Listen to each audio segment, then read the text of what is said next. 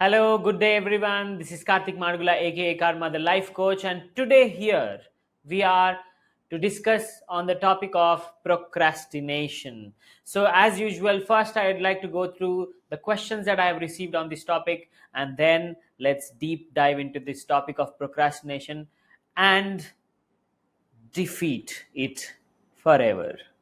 Thank you so much. Let's go ahead. So, the questions that I've received regarding procrastination: what is procrastination? The second one: how does procrastination affect a person? What are the worst effects one may face? Why do people go through procrastination? What people with procrastination do with their time? What is the effect of distractions on procrastination? Is last minute productivity really productive? Very good question. If someone is busy, does it mean they're not procrastinating? What will life without procrastination look like? Any famous examples of procrastination? Well, we do have quite a few, but yes, I will pick up one that's one that's known by everybody almost. How to overcome procrastination, the steps involved. So let's look at the first question. What is procrastination? Procrastination is the act of delaying what needs to be acted upon. That's procrastination. Now, a lot of people mistake procrastination with creative procrastination. Creative procrastination, to a certain extent, is different when it's done in limit. So, sometimes when you're not getting the best idea and you're parking it to wait to see what more can come up, that's not procrastination. That's waiting for a better strategy to arrive or take birth. Okay, what is procrastination is when you know what you should be doing, when you're sure that you should be doing this, and when you even know how you should be doing that, and still you do not end up doing that because you just don't feel like. That's really all it is. So the inevitable delay that you go through in terms of delaying these tasks, although everything is clear, is procrastination. So how does procrastination affect a person? What are the worst effects one may face? See, procrastination can have very profound effects on a person. I mean, it can take a person down significantly, to the point of losing confidence, to the point of not turning in assignments, not turning in work projects, avoiding emails, calls, because obviously they have not done what they were supposed to be doing. So, socially isolating oneself due to procrastination. And if not for these severe impacts, the basic impact that most people will go through because of procrastination is career not progressing, you not putting your hand up for those important projects or for those risky or tough situations or whatever they may be like. So as a result of this continuous procrastination over a long period of time, maybe your career graph could have looked like this, but over a long period of small procrastination, and it ends up looking something like that. Okay, so it's basically an unfulfilled life where the potential that existed within a person did not see itself through to actualization. This is the worst that can happen to anyone. Like, if you are capable, if you're talented, if if you have the ability to learn, grow, aspire, think and act, and yet with all that much potential, still much did not happen in life, that's the worst curse that anyone can go through. So procrastination directly results in someone living well underneath their potential, even though they are capable of doing bigger and greater things. Just because they delay, they keep losing opportunities, they keep losing reputation, they keep losing trust, and ultimately they start losing confidence in themselves to take up anything strong or to put their hands up for anything big, because there is a severe self doubt whether they'll be able to catch up and actually perform. So these are the worst effects that someone can go through when they are experiencing procrastination. Then the next one: why do people go through procrastination? So the reason why people go through procrastination is because, see, any discomforting activity, right, any activity that is discomforting in nature, I have to have some amount of emotional energy to pick myself up from this chair and, for example, move to that location there. So if I'm lacking emotional energy in my life, then I will simply not feel like. Okay, and this is what the majority of procrastinators say: I just don't feel like doing it. I know how to do it. I know what to do. I know what's the consequence of not doing. I know what is the results of doing it. So I know everything, yet I don't feel like doing it. So procrastination is mostly happening in the emotional areas of your life. So if you are emotionally drained in your life due to various reasons, let's say stresses are taking over you, let's say anxieties are taking over you, let's say you're not having a great time managing life around you, whether it's relationships, whether it is anything else in life, and all these things are eating away your emotional capacity in life. So when all these things are eating away your emotional capacity, then what happens is naturally you do not have emotional energy left for doing anything uncomfortable. So you may then just subscribe to doing things that look easy and sound easy, and as a result stay stuck in life. Okay, because you definitely need that energy bucket to support you to do what is uncomfortable. And if that energy bucket is not supporting you, and if all of that energy is drained by the viruses of your life, the energy suckers in your life, then naturally you only want to sit on your bed, curl up in a blanket, put on the AC, and fall asleep or watch Netflix and eat chips. Simple. So this is why people go through procrastination. And majority of people think that, I go through procrastination because I don't have a deadline. I go through procrastination because I don't have accountability. And all these things are surface factors. Okay, if you act because someone is behind your back, that's not your internal inspiration. That is their energy adding to you, and hence as a result, out of obligation, you are running out and making things happen. But if you have to really certify yourself as not procrastinating, it is really mandatory that you are able to draw out your own internal inspiration to act, and external agency only just guides you rather than acts as an obligation for you to get something done. So if you are lacking that emotional energy, if various stresses, anxieties, and other emotional turmoils are sucking out your energy, and as a result you are left with nil in your bucket almost always, then procrastination is natural. You will only feel like sitting in front of a TV, opening the YouTube, opening the reels or the shots or whatever it is, and just pass your time in a numbing way, because you are trying to fill up the pleasure deficit that is existing inside you through all these means. This is why people fall into chronic levels of procrastination. What people with procrastination do with their time? Yes, so obviously you don't feel like doing the task that you're supposed to be doing, so you have to fill your time with something now. Okay, so what people with procrastination do is they watch YouTube videos, they watch Instagram reels or shots, or they do empty phone calls to gossipers. They talk about meaningless topics that are entertaining in nature. So in some way they are trying to bring pleasure from outside. They're trying to consume pleasure from outside through any of these entertaining activities. So majority of the times you will see a procrastinator either entertaining themselves through something, through gossip or through meaningless discussion, or sometimes you may go for a sport and think that you're being healthy and productive and all these things, but ultimately if you are not doing what you're supposed to be doing and you're only doing sport, my friend, you're still procrastinating. Yes, your biceps may be increasing, yes, your body may be getting in shape, but that does not still mean that you're not procrastinating. You're still procrastinating.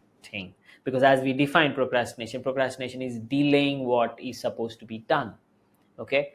So even if you're doing other healthy things according to you and you're not doing what you're supposed to be doing, you're still procrastinating. Okay. What is the effect of distractions on procrastination?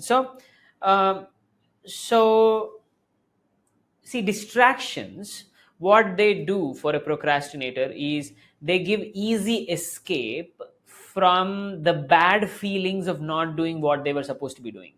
So when I get distracted by someone, like a friend called me, or like a relative called upon me to come to a meeting or a function, or when I get into gossip, or when I watch a video, so these distractions, what are they doing? They are distracting me away from what I'm supposed to be doing and giving me some pleasure on the way. So what's happening here is, when I'm getting these pleasure from these activities, the pleasure I was supposed to derive from finishing my tasks is not happening in the first place.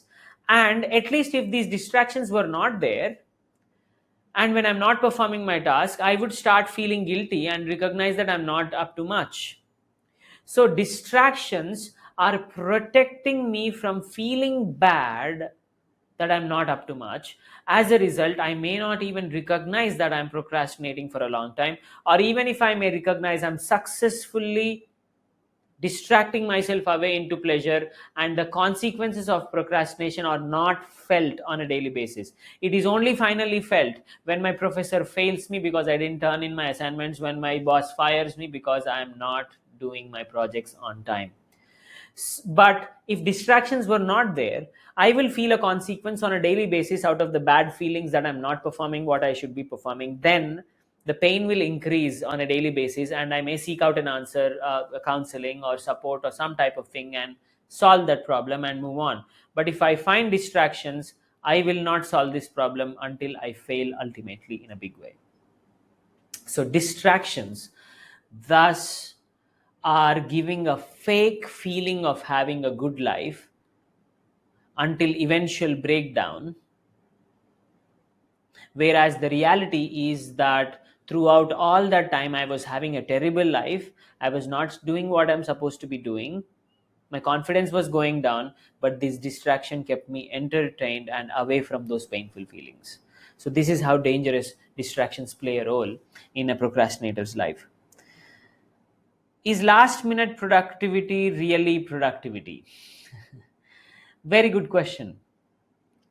See, when it comes to last minute productivity, I don't disagree with the fact that you tend to be your creative best in the last minute. But the other side to this equation is that if you're pulling off something in the last minute, if you do not have enough time to gather proper information for the output that you're planning to produce, whatever outcome or output that you're going to produce in that last moment will be suboptimal and lower than best quality, because simply you just didn't have enough time to gather enough data, enough information, and come to great insights and produce a great product or output. So within the scope of a few things you explore in that last moment, maybe you'll come up with some creative ideas, but overall still your ultimate outcome will suffer. So yes, last minute you will be productive in terms that you will do some things really well, but overall the entire expectation that we had out of you, you will definitely not be able to deliver. So you are still a failure, although your last minute feat was impressive. So last minute productivity is productivity that is limited, but overall still unproductive, and we end up failing. So that's the thing about last minute productivity. It looks like productivity, it looks crazy. I mean, it looks like a great feat. You finished it, you can beat your chest and all these other things, but still your output is poor in most cases. And that will, show up when people start using your work or measuring your work. They will be able to assess the poor quality of work that it was. Okay, so last minute productivity is not really productive. If someone is busy, does it mean they are not procrastinating? There is no guarantee that someone is not procrastinating if they are busy. See, busy means you are running at something, you are always occupied. That does not mean you are doing hard things. Truly productive is when you are doing the hard and uncomfortable things, and not continuously rotating in the rat race of doing easy things. So you could look all busy that you want, and you could be running all tight in your schedule, and you could be looking like someone who does not have a moment to breathe or a second to eat properly. But if all you're doing is easy things because you're afraid of attempting the hard things, and that fear is coming because you do not have enough energy to attempt a discomforting thing, then you're still procrastinating. So you could be ultra busy and you can be the largest procrastinator in the room at the same time if all you're doing are easy things. Only if you attempt a hard thing, if you take on a cognitive and an emotional difficulty, that's when we can say that you're not procrastinating. Only if you're not delaying these difficulties, we can say that you're not procrastinating. Otherwise, you could be busy and you could very well be procrastinating. What will life look like without procrastination? See, I guess some level everyone will procrastinate. So let us reframe this question and say, what will life look like with the least amount of procrastination? See, life will look like a joy without procrastination, because you will, on a daily basis, feel like you're owning your day, and you are trying to affect change as much as possible. Results obviously are in nobody's control, but at least you will take actions that are meaningful to you. And the more actions that you take which feel meaningful to you, the more happier you are by the end of the day. So by the time you're done with the workday and the time you reach your home, you will have patience, you will have pleasure, you will have the capacity to spend time with your children and your parents and your wife or your spouse or whoever that is at home. Okay, but if you're procrastinating, you're automatically already going in guilt to home. You want to go and watch some Netflix or something to beat down that guilty feeling, so you obviously do not have time to spend with your child or your parents or your spouse, and all these things will happen. So if you get rid of your procrastination, it's not just your actions and productivity improves, it's also your happiness that improves, your relationship that improve, and everything else in life also has a great chance of improving. The next question: any famous examples of procrastination? See, people call Leonardo da Vinci as a big time procrastinator. So there is two parts in him actually. There is creative procrastination. Creative procrastination is when you are mulling on an idea and you're not fully satisfied with that idea, so you are letting your brain function a little bit more, take some more time and try to come up with some more creative combination. That's creative procrastination.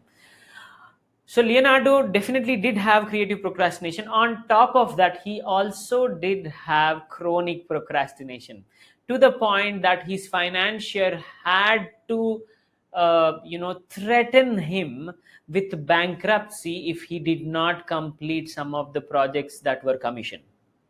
That is how chronic he was procrastinating. So in majority of cases, I think he was a sucker for perfection, and that perfection is useful when you're trying to produce something like Mona Lisa. But for some commercial projects, we are not looking for that much of perfection. Commercial projects are a balance between timelines and perfection. But if you're severely obsessed with perfection in commercial projects, probably you are not going in the right direction. You are using a wrong weapon in the wrong place. So that is how Leonardo da Vinci procrastinated a lot. So he could not draw the line between creative procrastination and commercial or very sabotaging procrastination, to the point that other people had to threaten him to get his act together and perform fast. So that's one famous example of procrastination. Now, the next one, how to overcome procrastination, the steps involved. See, the way to overcome procrastination. is, first of all, to start working on your mental health. If your mental health is not in place, and I'm not talking about facing distress and fights and anger at tantrums episodes, breaking things at home, all these things. People think that they have mental health issues only when these things happen.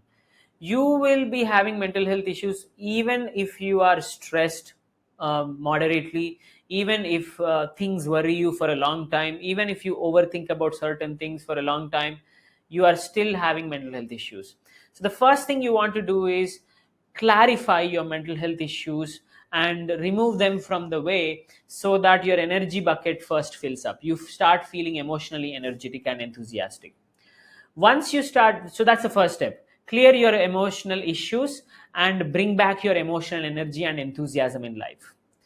Now the second step is plan and prioritize.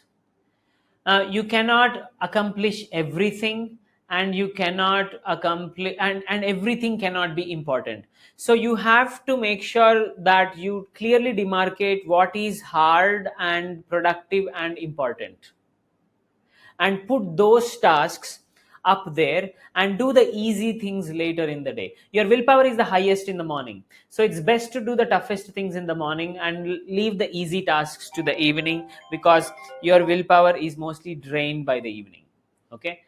And the third step simply is, when you plan, just get to action. Do not overthink, overanalyze, and everything of that sort. Just be a simple person. Whatever plan you have come up with is the best plan for that moment. Just execute that plan without overthinking. So these are the three simple steps you can use to overcome procrastination. Resolve your emotional issues to find that emotional energy. Plan and prioritize properly. Do the hard things first and the easy things later. And the third thing is, obviously, making sure that you simplify and not overanalyze or overthink, and just get to action. Okay, so this is how you can simply get out of procrastination. So that's the end of the podcast today on procrastination. Hope you enjoyed this podcast. If you really learned a lot, please go ahead into the comment section and comment what is the most important thing you learned in this podcast. And please remember that if you own your day every day, the weeks, the months, and the years are yours to rule. Thank you so much. Have a beautiful day.